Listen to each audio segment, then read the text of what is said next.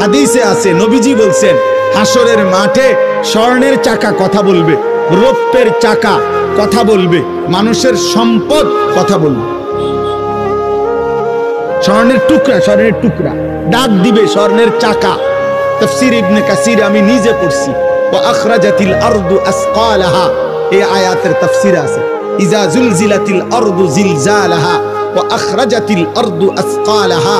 আল্লাহ বলছে ইসরাফিল যখন দ্বিতীয়বার ফু দিবে, কাঁপতে কাঁপতে জমিনের নিচের সবকিছু জমিনের উপরে চলে আসবে, স্বর্ণের খনি উপরে চলে আসবে, রৌপ্যের খনি উপরে চলে আসবে, সম্পদের খনি উপরে চলে আসবে, আর সমস্ত স্বর্ণ, সমস্ত রৌপ্য, সমস্ত অর্থ, সমস্ত সম্পদ কথা বলবে, কথা কথা। নবীজি বলছে ডাক দিবে আইনা সারিক, এই চোর এদিকে আয়, লিহাদা সারাকতা, চোর ডেকে চোরকে ডেকে সম্পদ বলবে, এই সম্পদের জন্য তুই চুরি করছিলি বেঈমান, এখন নে,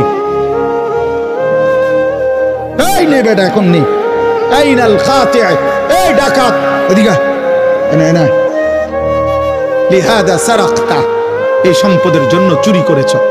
আল্লাহর নবী বলেন সম্পদ ডাইকা বলবে যে হে আত্মীয়তার সম্পর্ক ছিন্নকারী, আইনা কাতিউ রাহিমিন, চাচার লগে, ভাতিজার লগে, চাচতো ভাইয়ের লগে, জ্যাঠাতো ভাইয়ের লগে, আপন ভাইয়ের লগে, আপন চাচার সাথে 30 বছর মামলাবাজি করছ বেটা, মিথ্যা তুই জানতি, এটা তোর না, এটা তুই বুঝতি বেটা তোর না, কিন্তু ক্ষমতা তোর ছিল, তোর বুদ্ধি একটু ছিল, তুই আলগা ফসে খাওয়াইয়া দলিল, এই যে দলিল, আর ঠিক আছে দলিল, কিন্তু তুমি তো দিল দিয়া জানো এটা তোমার না।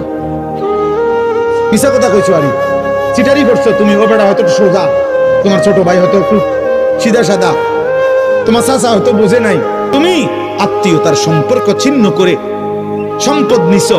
আল্লাহর কসম, সম্পদ চিৎকার দিয়ে বলবে এই বেঈমান এদিকে, লিহাদা কাদ কাতাতা সিলাতাক, তুমি তোমার আত্মীয়তার সম্পর্ক ছিন্ন করেছিলে, এই সম্পত্তির জন্য ফাতি মিনহা, নে এন থেকে নে।